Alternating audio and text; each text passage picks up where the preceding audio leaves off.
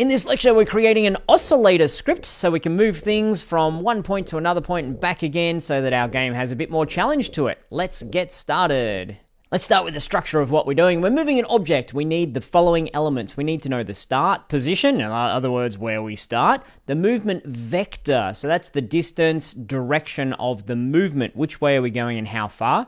We need to know the end position, which is basically start position plus movement vector, to know where we're going to end up. And we want a movement factor. This is where we are currently on our journey. Are we 10% of the way through, 50% of the way through? Because we want to go all the way to 100%, our end destination, then we want to come back again. And we need to know how fast we move with some sort of speed variable. Let's look at this diagrammatically. On the left here is our starting position. We're going to go blah, blah, blah, blah, along to our end position and then return back again to our start position. That's what oscillating means, to go to one spot and back again and back again and back again.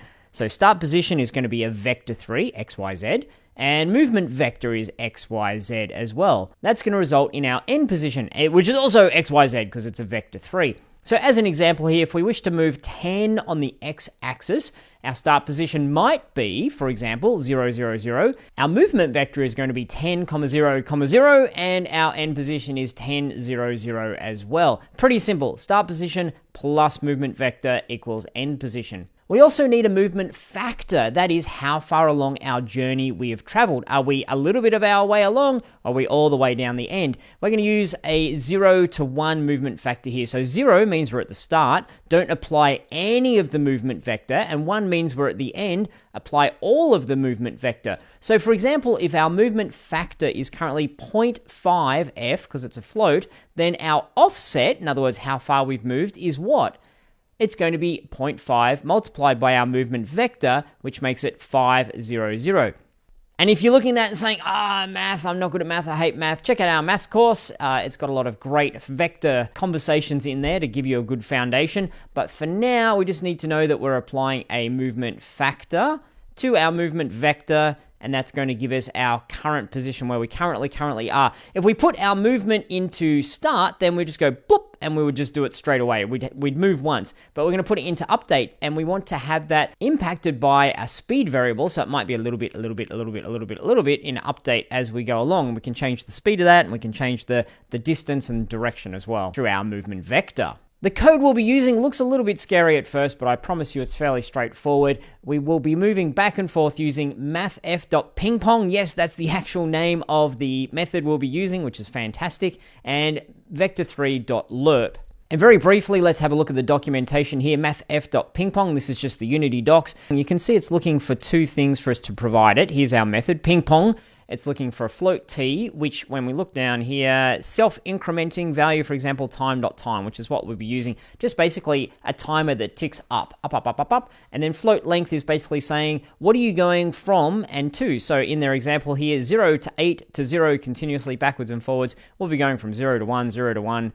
Oh no, 0 to 1, 0 to 1 to 0 to 1 to 0 to 1 to 0. There we go. I think I explained that okay. And so this is using ping pong. The other method we'll be using is vector3.lerp. Lerp stands for linear interpolation, which is a fancy way of saying calculate from one point to another point and nicely, smoothly go between those 2 points through interpolation. What we need in here within our lerp is a parameter for a, which is our start value, b, which is our end value, and t, which is the value used to interpolate between a and b. Pretty much, where are we on our current journey between a and b? And we'll be passing that in, the float t will be passing in from our ping pong. So our ping pong is saying you're currently where you are along, like from 0 to 1 to 0 to 1. And then our lerp is going to nicely blend between A and B using our ping pong information to know where it is that we're currently at. Okay, so there's a whole bunch of structure there for our conversation. I wanted to jump into straight away, getting started with a challenge.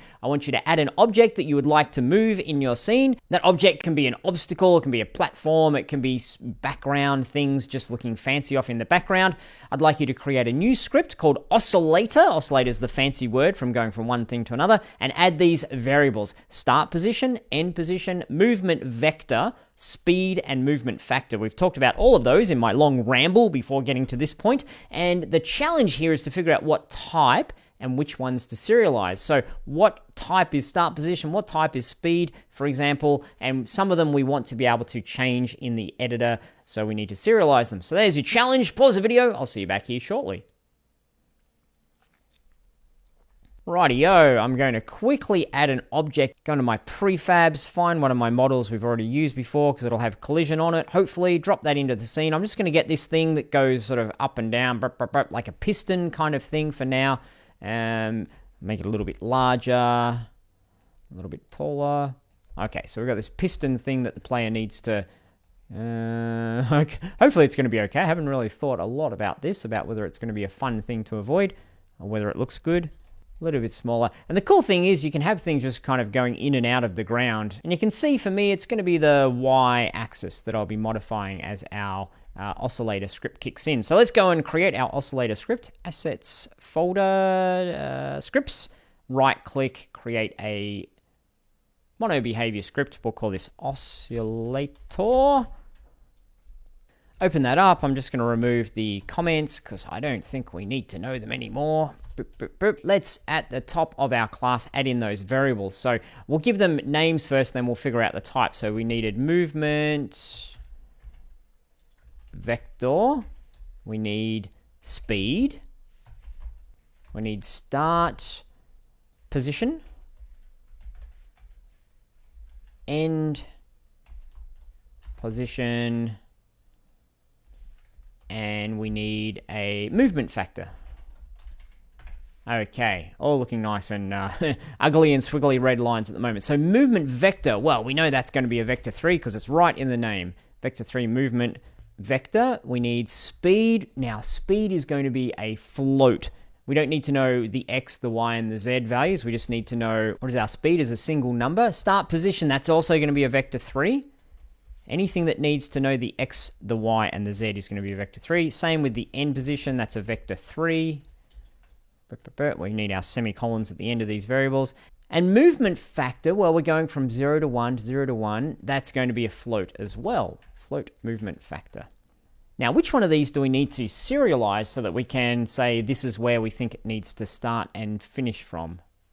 Well, I could serialize start position and say it's going to start at this value that I tell it to start at, but we're going to find through our code where is the object currently located rather than us telling it to be located in a spot. That's a little bit of a pain. I don't want to have to go in there and be like, okay, this object here, it's at that. I'll go put that into my code. We've moved it in our scene to a particular spot. So we'll just use our code to say where is it at the moment. So that means we don't need to serialize start position. Same with end position, because end position is a calculation between start and movement vector.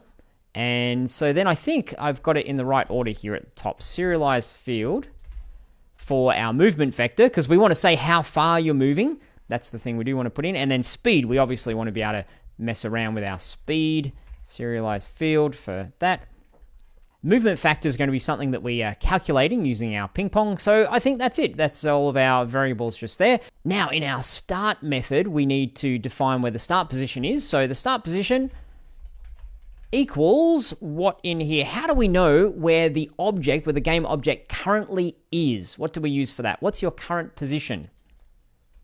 It's transform dot position, semicolon. That's where we are at the moment, and that will be our start position. And then our end position is going to be what? Well, we talked about this before. It's going to be our start position. Obviously, we need to start somewhere, not start position. And then what are we adding to our start position?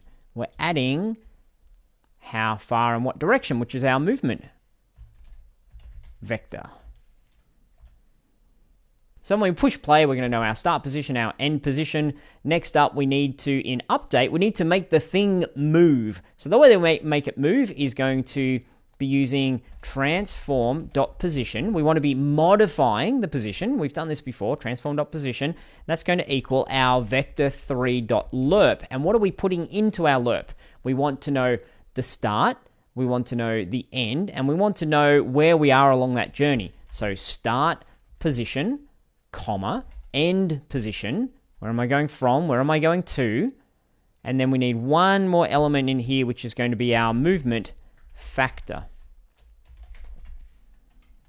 and semicolon. Now, the movement factor is the thing that we're ping-ponging. This is the whole magic of what we're doing here. So just above our transform dot position, we're going to write movement factor, and that's going to equal math f dot ping pong.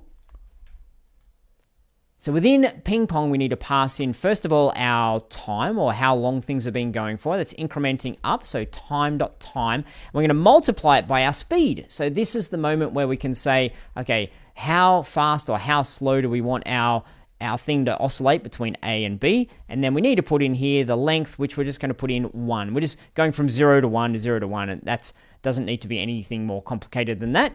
And semicolon. So let's save up all that, see if our magic code in here has worked. I've got my dropship fuse red. I'm going to rename that, actually. That might be a good idea to rename at this stage. And I'm going to rename it to piston, I think. We'll call it moving piston, just so it's really, really clear. Moving piston. And I'm going to drop my oscillator script on top of that. Whoop. Now, a movement vector, I want to move on the Y. So if I click back on or scroll back up to my transform, it's currently at 8.52. I'm going to make that 8 just so it's nice and clean for our conversation here. And then we want to move it down into the ground. So probably right down to 0, I think. So it will be -8. I could do it the other way around. You know what? Let's do it the other way around just so it's all in the positives. I'll start this at 0. And then I'll move it up 8. That's probably easier because whatever the case, I want to start it in the ground. Maybe I only want to move it up a little bit or move it up a lot. Probably not flying or floating in the air. But we'll start at 0 and then we'll move it upwards. So down here in my movement vector, it's just a case of adding 8 to my Y value. And I nearly forgot, actually, full disclosure, I did forget. I flew my rocket over, wondered why my object wasn't moving, and then realized I hadn't actually given it a speed. So let's put the speed at, I don't know, we'll put it at 1 for now. I'm not sure what that should be. We've got the control to be able to put it to whatever we want, faster or slower. I'm going to turn off my collision just in case I'm terrible at flying, which clearly I am.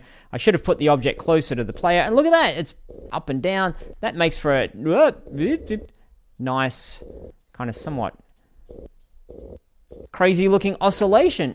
Okay, so it looked like it was going a little bit quickly. I can change the speed to 0.5. I'll set my scene up so my player starts all the way over right next to it. Rather than moving my object near the player and playing around with it, I'll just move my player. I'll cheat that way. So nice and slow. It's kind of this piston type of thing. Yes, awesome. And you know what I'll do, just so it doesn't look quite so weird, I'm going to duplicate my moving piston and put one down there on the other side.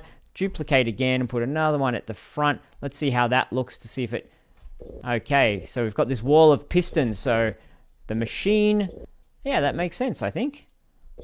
The machine is working. Okay, and it's a really zany sort of example, but you know what I'm going to do here, just to be crazy, just to make sure this all works well. I've got my buggy over there. I've got 2 buggies for some reason. There we go. I've got my buggy. Let's just see if we can pretend that the buggy's moving in the background. So I'll put it here, and I want it to go all the way over there. So we'll start off on the minus on the X. You want it still to be in view. Get this guy out of the way a little bit so he's not being a nuisance. And yeah, we'll see if we can make this buggy move. Little challenge for you here to create another piece of movement. So I've got it currently at -10 or so. I want to go from -10 to 16. So that's going to be adding 26 on the X-axis. -10. So we find our rover, this particular rover here. I'm going to rename it just so it's clear for me. Moving rover. And we'll add the oscillator script to that as well. Oscillator script. And we will change the speed. Also to 0.5 seems pretty good. Movement, what do we say? It's going to be 16, did I say, or 26? I can't remember now. We'll try 16, see how that goes. There it is. And then it gets to the end and it goes back again. I mean, it looks a little bit hokey, just bouncing backwards and forwards, but the player's not necessarily going to see that as they're flying along. They'll just see a little bit of movement in the background. I can probably have it move slower, then I think it's going to look much better as well. So click on play. Yeah, just a little bit of a buggy in the background. There you go. That's how you can cheat and get a little bit of movement in your scene. I think that's really cool. Okay, there we go. We've got an oscillator script and it allows us to move a bunch of things. That creates a whole bunch of extra excitement for your level, things for players to dodge, obstacles, etc. That's all for this lecture. I'll see you in the next one.